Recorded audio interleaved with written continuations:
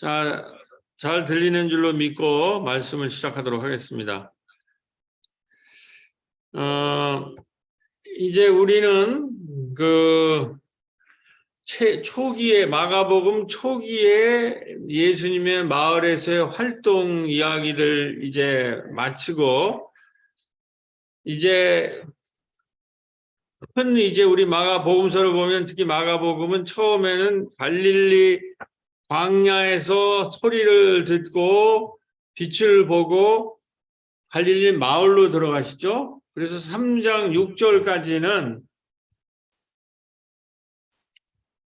갈릴리 마을에서 이제 마을 목회를 하신 거예요. 우리 새롬교회가 하는 그런 마을 목회를 해서 병자를 치료해 주시고 말씀을 가르치시고 그다음에 잔치를 벌이시는 이런 그다음에 또 귀신을 쫓아내는, 나중에 얘기하겠지만 귀신을 쫓는다고 하는 것은 당시의 권세들을 이제 마을에 있거나 이 사회에 있는 여러 가지 악한 권세들을 쫓는 거예요.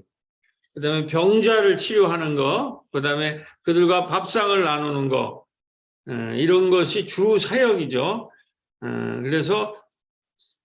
그랬는데 그렇게 했을 때 회당 사람들이 못마땅해 하는 거죠. 예수님이 그렇게 마을 활동을 강력하게 하니까 회당에 있는 사람들이 굉장히 그거에 대해서 불만을 펼쳐가지고 3장 6절에 오면은 예수님을 마을에서 쫓아내죠. 자, 마을에서 쫓겨난 예수는 그 활동 무대가 어떻게 됩니까? 마을에서 쫓겨난 예수는 그 활동 무대가 호숫가와 들판으로 변해요. 3장 6절 이후에 예수님은 마을에 들어가서 회당들 가운데서 활동하기가 힘들어집니다. 그래서 예수님은 이제 어디로 오냐면 호숫가로 오셔가지고 호수와 들판이 예수님의 주 무대가 되는데, 그 호수와 들판에는 마을에서 쫓겨난 사람들, 회당에 들어갈 수 없는 사람들이 모여요.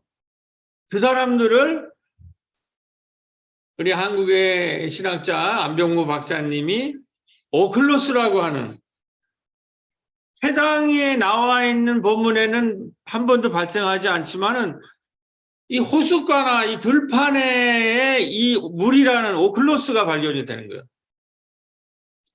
그리고 이 오클로스는 예수와 한 몸이 돼서 절대로 뛸 수가 없는 한 몸덩어리가 된 오클로스들을 이제 발견해서 그 사람들을 데리고 이제 항해를 시작합니다. 예수는 지금 마을로 들어갈 수가 없어요. 마을에서 쫓겨나서 호숫가로 나오고 들판에서, 그래서 그 들판에서 뭘로 가리키냐면 비유로 가리킵니다. 비유로 가리키고, 비유를 가리키자마자 지금 항해를 출발해요. 이 부분을 우리가 잘 봐야 됩니다. 비유, 파라볼, 그 비유라는 것을 여러분 잘 아는 씨 뿌리는 비유의 4가지 장면이 나오죠. 그러니까 이제 저 건너편으로 유대 땅을 넘어서 저 건너편 데카폴리스로 가자, 이렇게 예수님이 회자들한테 얘기하면서 그 직전에 뭘 하냐면 씨 뿌리는 비유를 가리키는데, 어디 떨어졌다고 되어 있어요? 맨 처음에 길가에 떨어지니까 새가 쪼아먹는 거죠. 두 번째 어디에?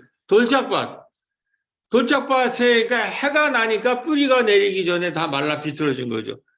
그 다음에 세 번째가 가시덤불. 거기는 이제 숨이 막혀서 더 이상 성장하지 못하는. 그러니까 하나님의 지금 비유로 말씀을 전했는데 그 말씀이 사람들한테 어떻게 받아들이라는 거를 이미 예수님이 예측한 거예요. 어떤 사람은 길바닥에 떨어진 것처럼 그냥 새가 와서 다 채간다. 두 번째, 떨어지기는 했지만은 햇볕이 쬐니까는 그냥 말라 비틀어진 자. 그 다음에 가시덤불이 있어가지고 오늘 우리가 말씀을 전하지만 많은 사람들은 이걸 못 받아들이고 무슨 말인지 모른다는 거예요. 그러나 그 오늘 전하는 말씀이 옥토에 떨어지면 우리 말씀같이 그러면 그들은 60배, 100배, 1000배의 열매를 맺을 것이다. 이렇게 말씀을 전하고 이제는 회당에서 쫓겨나고 회당으로 마을로 들어갈 수 없으니까 항해를 시작하는 거예요. 근데 비유라고 하는 거는 뭐냐면 여기서 알아야 될 것은 듣고 보는 걸 말합니다. 말씀을 듣고 그거를 우리의 눈으로 보는데 이 비유를 하면서 너희는 듣기는 듣지만 알아듣지 못할 것이다 이렇게 얘기를 해요.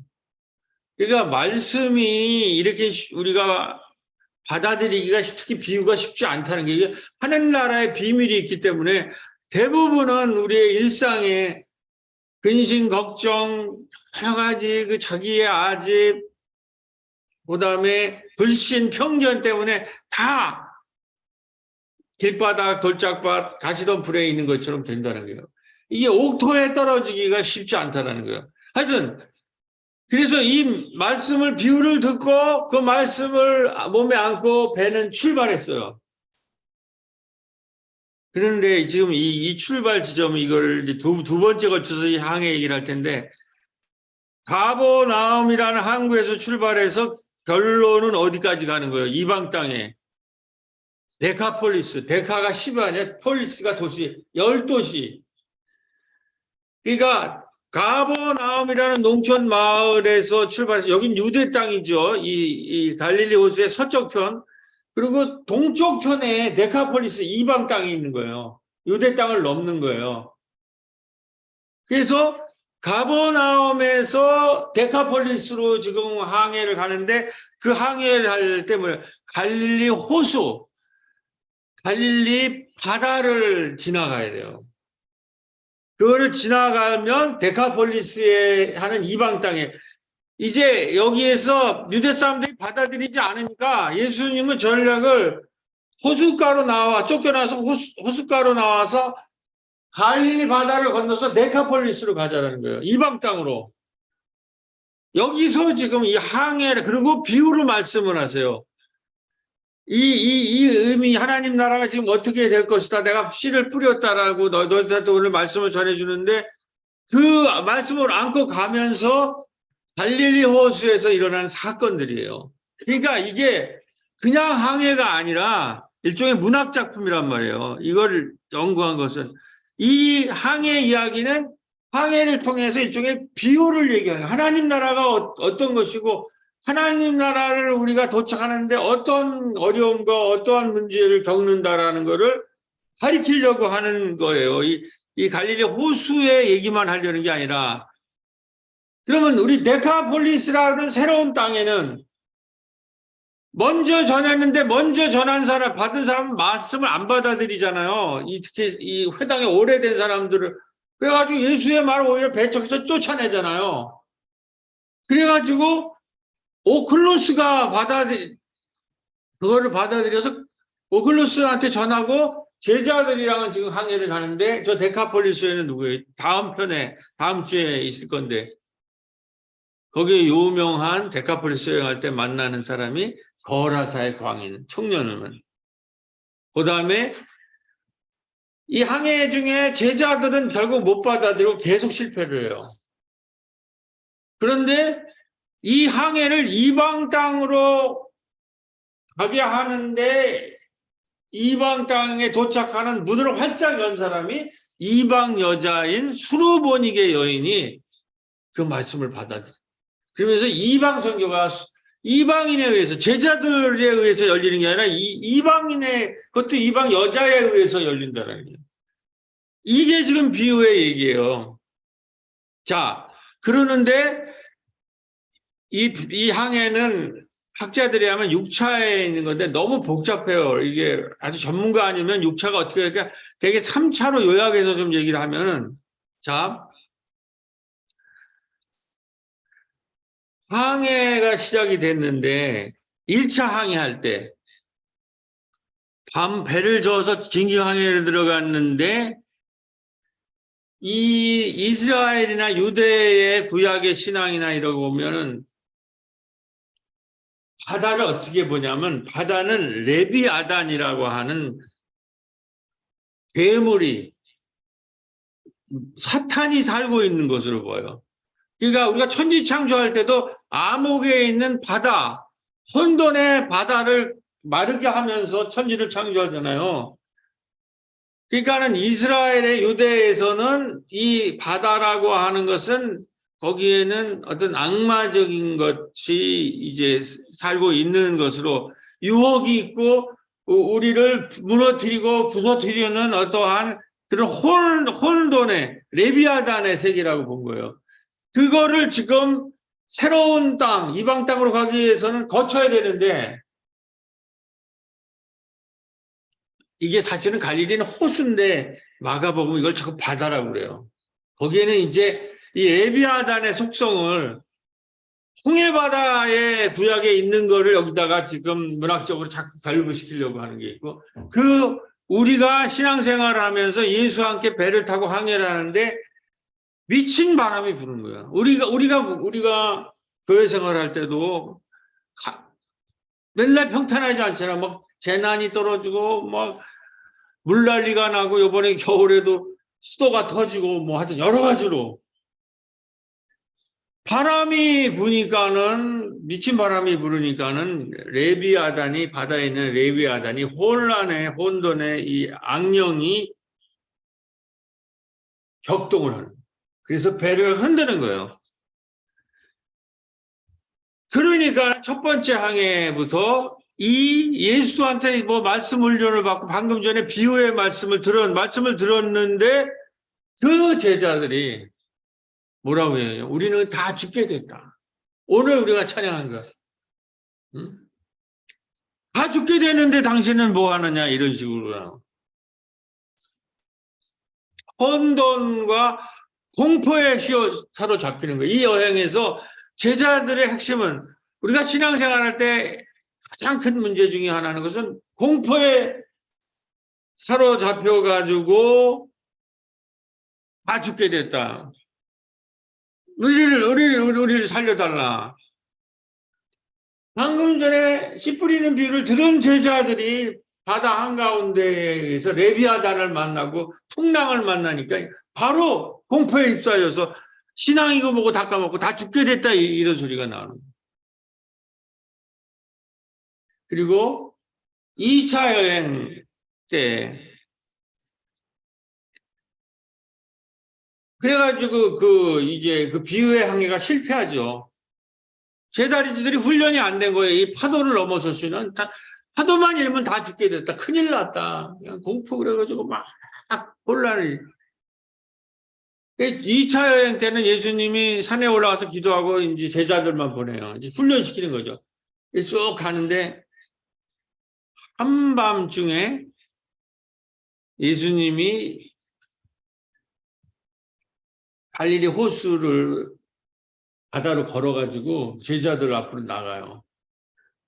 풍랑을 이렇게 강의를 하는데 제자들만 하고 예수님은 산에서 기도한다고. 그런데 그건 뭐를 의미하냐면 레비아단이라고 하는 이 바다, 이 레비아단이라고 하는 이 바다의 악령을 짓밟으면서 누르면서 그걸 가라앉히면서 1차 항해 때도 잠잠하라 그래서 잠잠하게 만드시잖아요, 예수님이. 거기 예수님이 그런 힘이 계시다는 거예요. 2차에는 그 레비아단을 밟고 그들 앞에 가는데 여기서 문제는 뭐냐면 예수님이 레비아단을 밟고 그거를 누르고 그들 앞에 오는데 예수를 알아보지 못한다는 거예요. 씨 뿌리는 비유에서 그 비유를 다 망각하고 지금 그러면 이 얘기는 뭐냐면 그 비유 말씀을 떨어졌는데 바다 항해하면서 함께 말씀이랑 가는데 비유라는 건 뭐예요? 듣고 봐야 되는데 예수인지 모른다는 거예요. 그러니까 이게 우리들의 신앙생활에 늘 있는 일이에요. 매일처럼. 그러니까 예수님 모르니까 유령이라고 그래요. 유령. 그러니까 예수님이 에고에미 나다라고 해요. 그 에고에미가 언제 나와요? 출애굽기 모세가 가시덤불에서 하나님을 만날 때 누구냐고 그러니까 나는 나다라고 얘기하잖아요. 그 하나님이 지금 형육신에서 제자들 앞에 있어서 사탄을 밟고 나타나는데 유령이다 그러는 거예요. 정작 공포 한가운데서 예수님을 알아보지 못하고 우왕좌왕하고 다 죽게 됐다. 이렇게 공포에 떨고 있는다는 게 이게 믿는 사람들이라는 사람들이. 그래가지고 이게 가보나하면서 결국 데카폴리스로 가야 되는데 이 두 번째 항에는 목적지가 베사데인데 이방 건너서 여기에 향해서 갔는데 결국 이방 땅에 못 도착하고 게네사렛으로 회항을 해요. 그러니까 이방 땅 진출에 실패하고 유대 땅 게네사렛으로 후퇴하는 거예요. 지금 우리 한반도의 역사가 그런 거예요. 지금 이방 땅으로 얼마 전까지 작년까지만 해 눈 떠보니 선진국이라고 그랬는데 지금 눈 떠보니 후진국이 됐어요. 이방 땅이라는 새로운 세상 선진국으로 가야 되는데 거기에 가는 목표에서 불안 공포에 떨어가지고 실패하고 다시 가버나움 옆에는 게네사렛에 도착했다. 이게 지금 성서의 마가복음에 다 기록된 얘기예요. 이게 그냥 읽어서는 안 되지만 이건 학자들의 도움을 빌어서 자세히 읽으면 이 비유의 항해는 오늘 우리가 어디에 있는가 하는 것을 정확하게 가르쳐 준다는 겁니다. 자, 한 번 더 요약하면 비유는 하나님 나라를 듣고 봄입니다. 항해라는 거는 유대 땅은 예수님의 말씀을 안 받아들여요. 예수의 말을 거부해요. 회당에서조차 예수의 말을 거부해요. 그래가지고 항해를 하는데 항해라고 하는 거는 뭐예요? 경계선을 가로지르는 것이에요. 그런데 이 항해에서 이방 땅으로 가는데 실패하고 게네사렛에 다시 자꾸 유대 땅으로 돌아오는 거는 새로운 세상, 새로운 경계 너머의 새로운 세상으로 가는 것이 그렇게 어렵다라는 거예요. 이 지금 제자들은 유대인의 의식을 넘어서야지 지금 이방 땅을 이방 사람도 만나고 이방 사람들을 포함한 새로운 공동체를 건설할 수 있는데 계속 유대인인 것들을 고집하고 나는 유대인 중에서 바리새이다 사두개다라는 그러한 자기들의 고정관념 아니면 나는 회당에서 신앙이 좋다 이런 엉뚱한 얘기만 하고 있어요. 그 사람들이 바로 예수를 쫓아냈는데 그 예수가 지금 새로운 땅으로 가는데 그 제자라는 사람들이 지금 유대 땅을 유대적인 새 사고방식을 넘어야 유대인들의 경계선을 넘어야 이방 땅으로 가는데 계속 지금 못 받아들이고 그걸 거부해요. 그게 바로 레바이단이라는 거예요. 새로운 세상으로 가는데 이 경계선에서 이 괴물이 등장을 해가지고 계속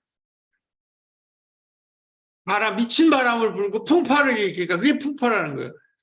거기서 우리가 다 죽게 됐다. 유령이다. 나중에 가면은 스로보니게 여인에서 예수가 생명의 빵 옆에 있는데 빵이 없다 이러고 앉아있어요. 그런데 예수가 생명의 빵이라는 거가 그 여인이 얘기한다. 여인이. 스로베 여인이 그 생명의 빵이니까 부스러기라도 달라고 그러는. 제자들은 옆에 있는데 예수가 생명의 빵이 다 죽게 됐다. 우리가 빵이 없다 이러고 앉아있다. 이런 항해라는 것은 유대적 가치관을 넘어 경계선을 넘어 풍랑을 넘어 이방인에게로 나가는 하나님 나라의 도전과 모험을 의미하는 거예요. 우리가 이 코로나 이후에 새로운 땅 이제 호숫가에서 비유의 말씀을 가지고 이 레바이단이라는 갈릴리 바다를 넘어서 저 데카폴리스로 나가요. 이방 땅으로. 그래서 기존의 유대적 가치관을 넘어서 경계를 넘어서 이방의 부정한 땅에 들어가는 것이고 이방인과 어우러짐을 의미한다. 이는 유대 지도자들이 세운 사회 질서와 틀을 깨는 행위이다. 당연히 정통 유대인들의 의심과 경계와 감시와 비난이 뒤따를 뿐만 아니라 이방인들로부터는 도전과 위협이 기다리고 있다. 마가는 이것을 풍랑이 인다고 표현을 하고 있는 거예요. 그러니까 이중적, 익숙한 유대인들에게는 그들의 전통적 생각을 넘어서 가는 거니까 비난하고 모함하고 그래서 예수를 잡아 죽이려 뭐라는 거죠. 그러면 이방인이라고 싶냔 말이에요. 이방인이라고. 그들은 낯선 사람들이니까는 거기에 또 위협, 사도 바울이 뭐예요? 내가 이방인의 위협, 강도의 위협을, 모든 위협을 다 거쳤다 그런 거예요. 그 이방인 땅한 이방인들한테 전도하느라고.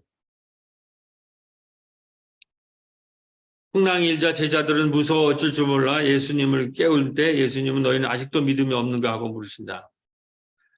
자, 이것이 근데 오늘 우리의 이 사회의 지금 현실입니다. 마스크가 지금 풀렸습니다, 여러분. 1월 30일자로. 그럼 우리의 삶이 마스크가 풀린 것처럼 변화가 있어야 합니다.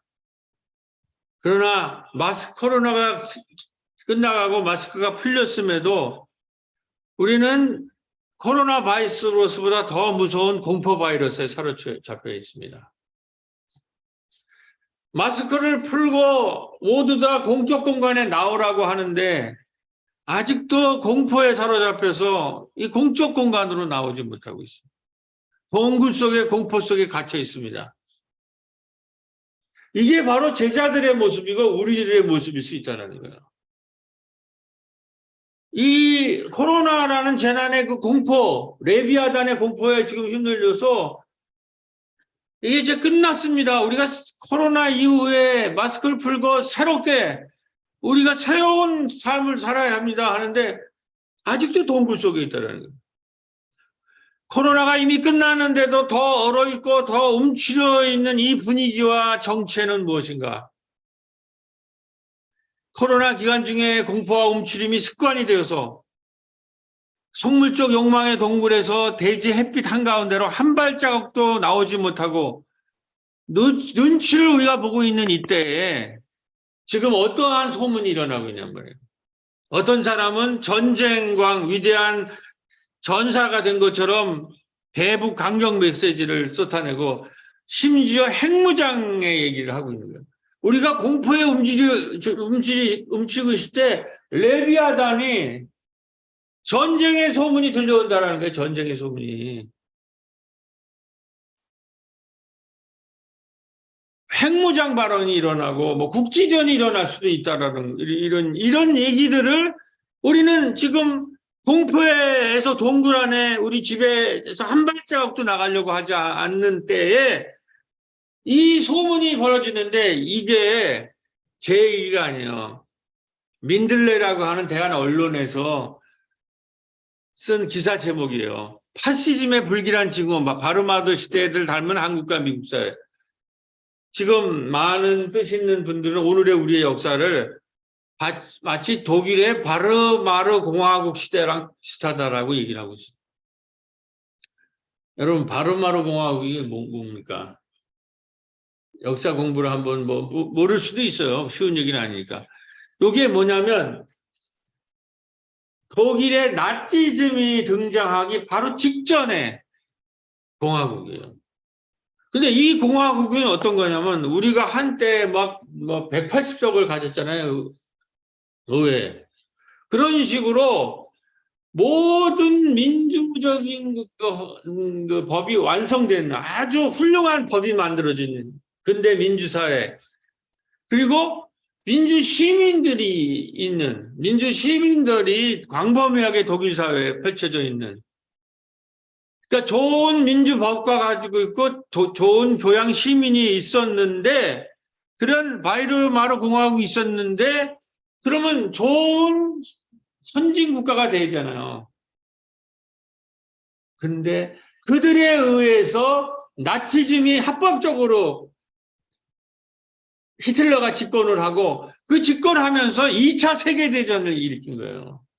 그러니까 역사학자나 모든 이 지성인들이 이걸 연구하는 거죠. 이 바이마르 공화국이 있었는데 어떻게 그 다음에 나치즘이 등장하느냐. 그래서 독일이 역사 공부를 그렇게 얘기하는 거예요. 독일이 그래서 선진국이 된 거예요. 이 역사를 반복하지 않기 위해서 그래서 이 바이마르 시대와 히틀러의 관계,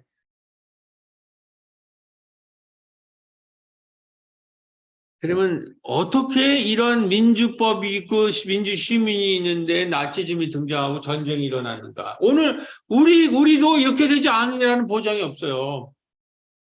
핵심이 뭐냐면은 공포와 공포라는 거예요.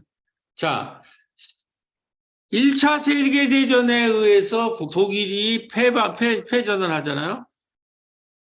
그러면서 독일의 실업률이 높아져요. 이때 이제 나치즘이 등장하는 거 아닙니까? 근데 나치즘은 뭐 어떻게 해요? 이 실업 상태를 가지고 막 선전선동을 해요. 이 히틀러라는 사람이 그렇게 하고, 이 히틀러의 사람을 교란하는 거를 언론을 통해서, 지금 우리 언론은 한 줄도 보고하지 않고 엉뚱한 얘기만 하는 괴벨즈라고 하는 사람이 그 선동을 통해서 독일 공군을 완전하게 사로잡아요. 히틀러와 괴벨즈라는 언론에. 그런데 국민이 누가 지지를 하느냐. 연구를 해보니까 실상 실험에 빠진 노동자들이 이 나치에 대해서 환호한 게 아니라 중산층들이 자기는 실험에 빠지지 않았는데 누가 나치한테 표를 줬는가 해보니까 중산층들이 자기가 지금 실업자도 아닌데 혹시 내가 실업자가 되지 않을까라는 공포감 때문에 여기다가 투표를 했다는 거예요. 이 지금 바다 한가운데 레비아단이 미친 바람이 불고 격동하니까는 제자들이 뭐 어떻게 다 죽게 되었다라고 하는 거와 뭐가 다르냐는 거예요. 오늘 다 죽게 되었다고 해서 점점 다 자기 동굴로 숨어 들어가고 거기에서 한 발치도 안 나오는, 지금 독일에서도 극우를 지지하는 사람들은 이주민이 들어오는 것이 선진국에서 다 그 사람들 때문이라고 그러잖아요. 이주민, 외국에서 온 노동자들. 이주민이 정작 많은 것은 서독인데 동독에 있는 사람들이 이 극우를 지지한다는 거예요. 그게 왜 그러냐? 실질적으로 자기가 지금 문제가 닥치지 않는데도 공포감 때문에 그 극우를 지지하는 거예요. 중산층이 실질적으로 그 의식의 핵심은 이 불안과 공포는 전부 자기의 동굴로 숨는 거예요. 마스크가 끝났다, 코로나가 끝났다 해도 자기 동굴에 갇혀 있다는 거예요. 절대로 나오지 않는 거예요. 이것이 나치즘을 불러오고 이것이 레비아단을 불러오고 이것이 전쟁을 불러온다는 거예요. 제가 이러한 공포를 먹고 자라는 것이 바로 나치즘이고 괴벨즈라는 거예요. 우리나라에 지금 그렇기 때문에 파시즘의 불길한 징후, 전쟁의 불길한 징후가 난다는 그런 것이 이 지식인들이 얘기하는 바르마르 시대를 닮은 한국, 이것이 바로 지금 우리도 어떻게 될지 몰라요. 우리도 이 공포를 우리가 동굴 안에 있는, 이제 제가 이 사람들의 심리를 보면 이 공포를 먹고 자라는 레비아단이 바로 파시즘이고 전쟁이라는 거예요. 사람들의 심리를 보면은 혹시 내가 남과 엮여서 자신의 삶이 피곤해지거나 손해를 보지 않을까, 이런 말을 하다 보면 아니 그런 심리가 가득해요. 아, 나 엮이지 않아. 나 엮이면 피곤해. 그게 뭐야? 각자 도생을 해. 아, 엮이지 않아.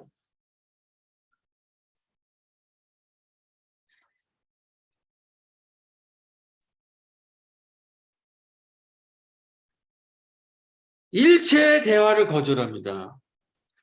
이렇게 된 사람은, 자기 동굴에 있는 사람들은 이렇게 조금만 이렇게 관계를 맺는 것을 얽히면 혹시 내가 피곤해질까봐. 그러니까 일체의 관계를 거부해요. 그게 뭐야? 바로 각자 도생이고 자기 동굴이에요. 이게 가장 나쁜 신앙의 형태란 말이에요. 아니, 우리가 인생을 살면 얽히기도 하고 힘든 것도 하고 그걸 같이 푸는 게 공동체 아니에요. 근데 어느 순간부터 모든 관계를 거부해요. 그게 자기 동굴로 들어가는 자기 동굴.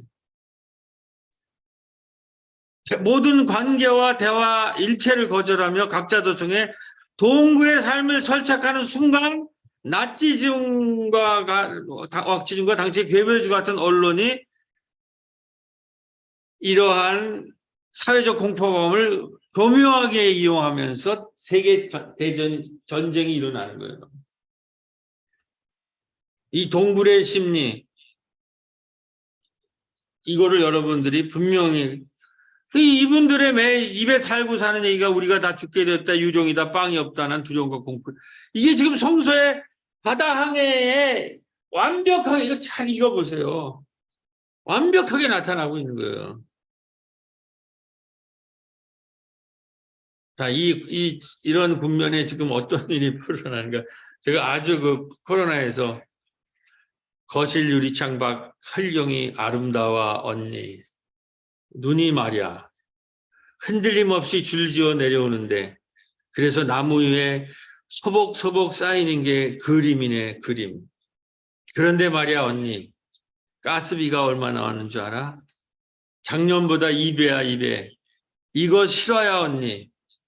그리고 가스비, 전기요금, 지하철, 버스, 택시, 상수도 등 물가가 계속 오르고 있어. 견딜 수 있을까? 소복소복 그려지는 그림은 환한데 세상은 너무 캄캄해. 오늘은 기분이 안 좋아, 언니. 이게 아마 카톡에 제가 그 페이스북에서 근데 카톡 대화였던 것 같아요. 자, 이럴 때 지금 이게 그냥 나와 있는 거예요. 가스비, 전기요금, 지하철, 버스, 택시, 상수도 계속 올리고 있고 설날에 보니까 설인사 가는데 아버지가 고독사 한 해 3천여 명 고독사 서울에 13만 명이 고립운동돼 있다고 그럽니다. 지금 서울에 청년들이 히키코모리가 13만 명이래요. 그리고 이 나홀로족이 지금 문제 나홀로 노인이 400만 명이 400만 명. 그리고 2040년 되면은 1000만 명의 독거 노인들이 혼자 나홀로.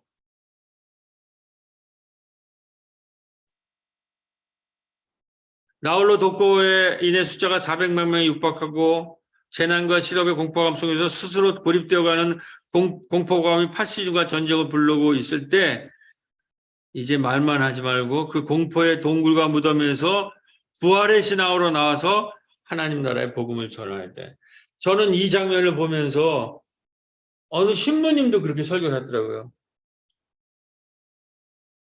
그 동굴에 갇혀 있는 이 나자로가 동굴에 갇혀 있잖아요. 죽어서 나자로야 나와라 하는 동굴에 있는 나자로. 그러니까 무덤을 칭칭 붕대로 갖고 있는 나자로가 무덤을 내가 이때가 전체 이거 무덤을 해서 나오는 저는 이 장면이라고 봐요. 지금 이게 전부 무덤에 그냥 동굴해가지고 모든 게 이 붕대를 갖고 앉아있는데 거기에 대해 부활이라는 게 뭐냐는 거예요. 이때 신앙이라는 게 뭐냐는 거예요. 동굴에서 나오라는 게 나와요. 나는 얽히기 싫다. 나는 일체 대화도 하기 싫다라고 하는 이 동굴에서 나와라. 부활하라는 거예요. 나와라. 거기서 일어나서 나오라라는 거예요.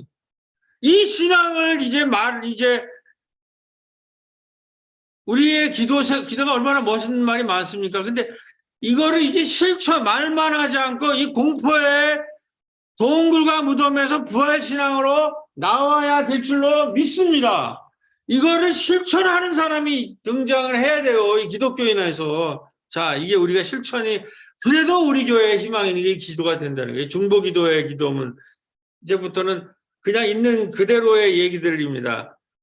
우선 다음 주가 우리 교회력을 하기 때문에 중보기도의 기도력을 하는데 이제 사순절에 우리 구역 신방에 대해서 얘기했고, 지금 소식은, 그리고 우리도 권사님이 다 또 이 기도 제목을 적용했죠. 백두산 이성현 부부가 임신을 했고, 그다음에 이 김정섭 이은주 집사님 아들 하민이가 군내 생활을 했고 있고, 민우가 고3을 해서 진학 중에 있기 때문에 우리가 기도가 필요합니다. 언니 떡공방이 이제 사업계획서를 프로포즈를 냈다고 합니다. 이에서 기도. 마집사님이 오늘도 못 참석한 것이 좀 건강이 안 좋으시다고 얘기합니다. 지금 마집사님, 또 우리 박혜정 집사님,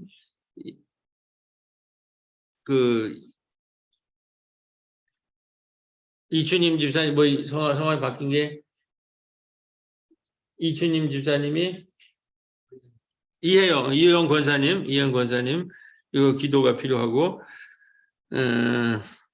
그리고 여기에 맨 마지막에, 나홀로 어르신이 400만, 서울 청년만 해도 20만 명이 혼밥을 하는 시대에 통합 돌봄 사역이 절실히 필요한 시기입니다. 마을에서 태어나 마을에서 생을 마감하기까지 서로 돌보고 함께 사는 문화와 예술이 있는 생태적 마을이 될 수 있도록 간절히 예수님의 이름으로 기도합니다. 지금 이렇게 나와서 생명이 태어난 거를 축복해주고 아픈 분들을 위해서 같이 기도하고, 그다음에 우리들의 사명이 있잖아요. 그러면 지금 400만 명이 나홀로라는데, 응? 그리고 청년 20만 명이 지금 밖을 나가지 못하는, 집안에 오직 저거 하면 나갈 동굴 안에 완전히 갇혀 있다는 거예요. 이런 사람들이 갈수록 늘어가는 거예요. 근데 우리는 기도회 뿐만 아니라 누리보든 마을 목회 세미나가 여기서 열렸는데, 다음에 자세히 얘기하죠. 캐나다에서 선교사님이 또 와서 지금 이 캐나다의 이민사회 문제를 또 그날 간증하고 왔어요. 나중에 제가 중요한 이분이랑 이제 우리가 또 네트워크를 할 사역이 있어서 말씀드리겠는데, 하여튼 이러한 문제에 대해서 정말 우리가 부활의 신앙을 가지고 동굴에서 어떻게 나와라, 그 무덤에서 나와라, 이런 신앙을 지금 증명해 보여야 될 기회예요, 기회. 이런 사건을 하나님이 지금 일으키고 계시다는 거예요. 자, 그래 동굴에서 나온 이야기 제가 다 묶어봤습니다. 이제 설 예배하면서 이미숙 선생님이 제공한 재료로 우리 돌봄 네트워크 사람들이 이제 모여가지고 식사를 하면서 지금 아까 그 프로포즈 쓰고 올해 돌봄 사역을 어떻게 할 건가, 이제 돌봄계 인사들이 여기 모여서 이제 출발을 했고, 설 이후에. 그 다음에 이번에 아주 새로운 소식인데, 문화예술계 인사, 특별히 우리 이은주 집사님이 월드 스페이스작에 저희들을 초대해가지고, 이제 본인이 이 꼬비시마식단 대표가 돼서 정말 이제 동굴에서 나와서 정말 이 일을 위해서 열심히 할 테니까 같이 교회 분들이 도와달라고 그런 말씀도 하고, 하여튼 이번 기회에 꼬비시마식단의 새로운 부흥을 위해 힘을 합치고 이것이 결국은 새로운 교회 전환의 계기가 되기를 바라면서 마음과 마음을 모으고 이러한 이은주 집사님의 어려운 결단을 우리 교우들이 함께 새로운 교회가 열심히 돕자, 이런 또 아주 귀한 동굴에서 나오는 이 사건이 일어났고, 그 다음에 우리 설날 공동예배 때 첫 공동예배인데 우리 청소년들과 함께 공동예배를 드리고 세배를 같이 하고 또 모아서 세뱃돈을 줘서 여행을 할 수 있도록, 이게 지금 만만한 현실이 아니에요. 사람들이 좀 아직 동굴에 아직도 갇혀 있기 때문에, 그래도 이 일이 하나님이 돌봄 마을 사람들이 모여서 새해에 새로운 출발을 다짐하고 청소년 심야 십상도 새로운 것도 하고 또 공동예배도 지금 출발되고 있고, 또 이 마을에서 누리보듬 그 마을 목회 세미나, 인천 세미나 이런 것들이 또 한편으로는 계속 진행되고 있다는 거예요. 특별히 공동예배의 중요성 때문에 이 한국일 교수님 얘기를 같이 교인들한테 한번 읽고 마무리 짓도록 하겠습니다. 한국교회가 성장하던 시절 교회 안에 모든 기관을 구분하고 분류하였다. 그러나 이제는 서로 유기적인 연합, 전 세대가 함께 드리는 예배가 필요하다. 노령화된 성도들만 모이는 처량하게 보이는 예배가 아니라 어른과 청년 아이들이 함께 드리며 모든 순서에 참여하면 예배는 훨씬 다채롭고 활성화되어 힘을 얻을 것이다. 교육자에서 이걸 공부하고 올해부터는 우리가 빠짐없이 공동 예배를 드리자 라는 걸 결의했는데, 하여튼 우리 어른들도 참여를 많이 해주셨고 청소년들이 나와서 이렇게 공동 예배가 이루어졌는 줄을 묻습니다. 이것이 지금 우리가 동굴에서 탈출하는 거예요. 우리가 이거를 못하면 이제 우리가 전쟁이 일어나고 양극화가 되고 점점 사람들은 지금 20만 명이 청년 20만 명이 지금 자기 문 앞을 못 나오는데 이게 말이 되냐는 얘기예요. 우리 신앙의 성서에 있잖아요. 나사로야 나와라. 동굴에서 나오라고 하는 부활의 신앙을 얘기해야 되고, 우리 지금 혼자 된 이 마을에 있는 어르신들과도 함께 공동체를 만드는 그 일을 교회들이 해야 돼요. 제가 준비하고 있는데 나중에 준비되면 말씀을 또 드리겠습니다. 자, 이제 이 내용을 가지고 다 같이 기도하고 마치겠습니다. 교우들 현장에 있는 집에 계신 교우님들도 마이크를 여시고 여기 있는 교우들도 같이 짧은 거니까 교독하시면서 오늘 예배를 마치도록 하겠습니다. 자, 저부터 출발합니다. 마이크들을 열고 같이 참여를 부탁을 드립니다. 여기 있는 교우들 참여. 그동안 코로나19로 움츠렸던 우리의 삶이 바야흐로 새로운 생명의 봄을 맞이하고 있습니다. 우리 사회를 가로막았던 모든 마스크가 벗겨졌습니다. 이제 각자의 동굴에 안전하게 또 더러는 안일하게 온라인 예배에 안주하고 싶은 우리에게 예수님께서는 라자로야 무덤에서 나와라 하고 불러내시고 계십니다. 우리가 다 죽게 되었다는 이 공포와 누룩에서 벗어나기 시작한다면 우리는 부활의 복된 항구에 도달할 수 있을 것입니다.